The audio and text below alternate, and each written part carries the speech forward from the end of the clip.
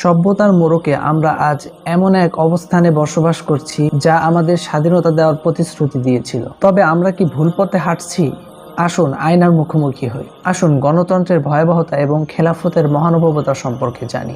গণতন্ত্রে আল্লাহ তাআলার সার্বভৌমত্বকে অস্বীকার করে মানুষকে দেওয়া হয়েছে আইন তৈরির ক্ষমতা। ফলে শক্তিশালীরা নিজের মতো করে আইন ব্যবহার করে। এটা এমন এক মরীচিকা যেখানে তৃষ্ণার্ত মানুষ শান্তির খোঁজে বালুচরে গিয়ে পথ হারায়। এখানে আজ যা অপরাধ কাল তা সংখ্যাগরিষ্ঠের উপর বৈধ হয়ে যায়। এখানে ভোট কেনা যায় টাকার জোরে। সাধারণ জনগণ শুধু নির্বাচনের দিন রাজা, আর বাকি দিনগুলো তারা নগণ্য প্রজা। এবার আসুন খেলাফতের মহানুভবতা সম্পর্কে জানা যাক। খেলাফত কোনো স্বৈরতন্ত্র নয়, এটি এমন একটি জীবন ব্যবস্থা যেখানে শাসক নিজেই আল্লাহর আইনে সীমাবদ্ধ। এখানে মানুষের বিচার হয় কোরআন এবং হাদিসের ভিত্তিতে। এখানে ধনী এবং দরিদ্রের কোনো ভেদাভেদ নেই। ইতিহাস সাক্ষী, যখনই মানুষ আল্লাহ তাআলার বিধান থেকে মুখ ফিরিয়ে নিয়েছে তখনই আল্লাহ তাআলা তাদেরকে লাঞ্ছনা দিয়েছেন।